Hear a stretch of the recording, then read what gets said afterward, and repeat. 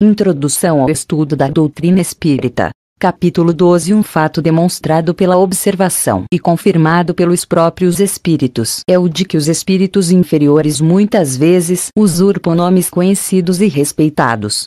Quem pode, pois, afirmar que os que dizem ter sido, por exemplo, Sócrates, Júlio César, Carlos Magno, Fenelon, Napoleão, Washington, etc., tenham realmente animado essas personagens? Esta dúvida existe mesmo entre alguns adeptos fervorosos da doutrina espírita, os quais admitem a intervenção e a manifestação dos espíritos, mas inquirem como se lhes pode comprovar a identidade. Semelhante prova é, de fato, bem difícil de produzir-se. Conquanto, porém, não o possa ser de modo tão autêntico como por uma certidão de registro civil, pode-o ao menos por presunção, segundo certos indícios. Quando se manifesta o espírito de alguém que conhecemos pessoalmente, de um parente ou de um amigo, por exemplo, mormente-se há pouco tempo que morreu, sucede geralmente que sua linguagem se revela de perfeito acordo com o caráter que tinha aos nossos olhos, quando vivo. Já isso constitui indício de identidade. Não mais, entretanto, há lugar para dúvidas, desde que o espírito fala de coisas particulares, lembra acontecimentos de família, sabidos unicamente do seu interlocutor.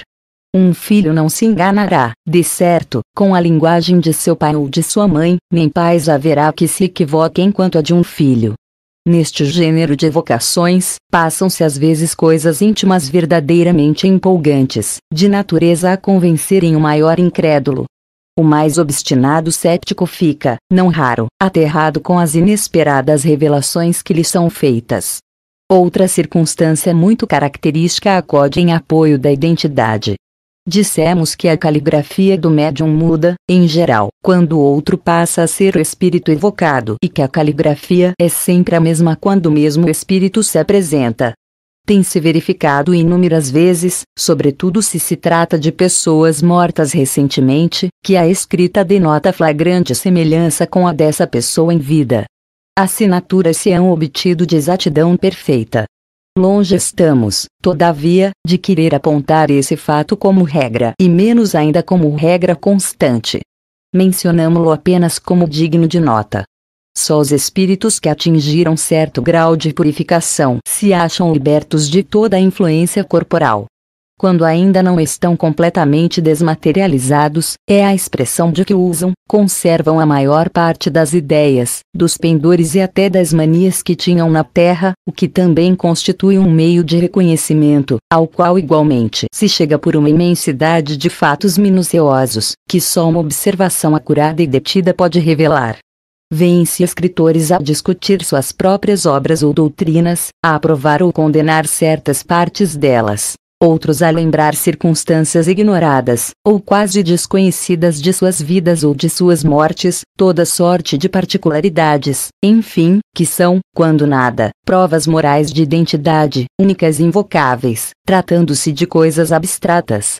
Ora, se a identidade de um espírito evocado pode, até certo ponto, ser estabelecida em alguns casos, razão não há para que não o seja em outros. E se, com relação a pessoas, cuja morte data de muito tempo, não se tem os mesmos meios de verificação, resta sempre o da linguagem e do caráter, porquanto, inquestionavelmente, o espírito de um homem de bem não falará como o de um perverso ou de um devasso. Quanto aos espíritos que se apropriam de nomes respeitáveis, esses se traem logo pela linguagem que empregam e pelas máximas que formulam. Que se dissesse Fenelon, por exemplo, que, ainda quando apenas acidentalmente ofendesse o bom senso e a moral, mostraria, por esse simples fato, o embuste. Se, ao contrário, forem sempre puros os pensamentos que exprima, sem contradições e constantemente à altura do caráter de Fenelon, não há motivo para que se duvide da sua identidade. De outra forma, havíamos de supor que um espírito que só prega o bem é capaz de mentir conscientemente e, ainda mais, sem utilidade alguma.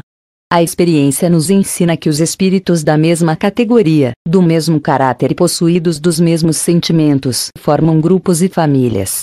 Ora, incalculável é o número dos espíritos e longe estamos de conhecê-los a todos. A maior parte deles não tem mesmo nomes para nós. Nada, pois, impede que um espírito da categoria de Fenelon venha em seu lugar, muitas vezes até como seu mandatário. Apresenta-se então com o seu nome, porque lhe é idêntico e pode substituí-lo, e ainda porque precisamos de um nome para fixar as nossas ideias. Mas, que importa, afinal, seja um espírito, realmente ou não, o de Fenelon? Desde que tudo o que ele diz é bom e que fala como teria feito o próprio Fenelon, é um bom espírito. Indiferente é um nome pelo qual se dá a conhecer, não passando muitas vezes de um meio de que lança a mão para nos fixar as ideias.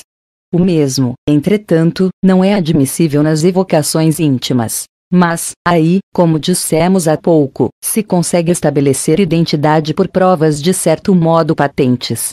Inegavelmente a substituição dos espíritos pode dar lugar a uma porção de equívocos, ocasionar erros e, a mil, de mistificações.